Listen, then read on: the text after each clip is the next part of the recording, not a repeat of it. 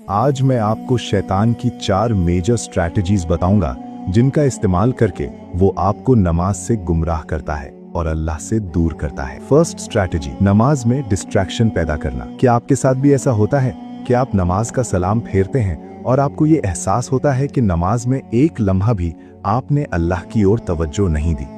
ये आपकी गलती नहीं थी, ये खिंजाब नामी शैतान का काम था। लेकिन शैतान यहीं नहीं रुकता। आज नमाज में आपका जहन भटकाने वाला कल आपको सुस्त बना देता है और फिर आप बीच बीच में तो नमाज पढ़ते हो लेकिन रोजाना नहीं।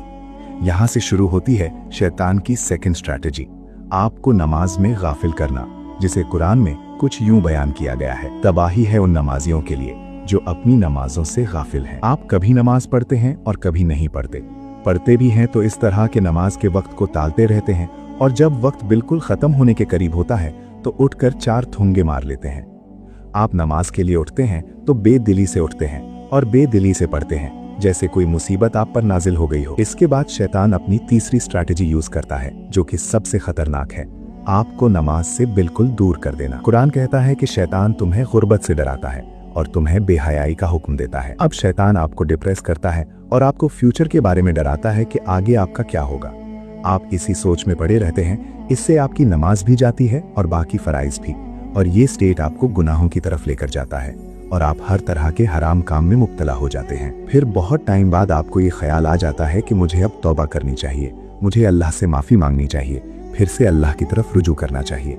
लेकिन अब आता है शैतान का मास्टर स्ट्रोक, स्ट्रैटेजी नंबर 4, अल्लाह से नाउमीदी।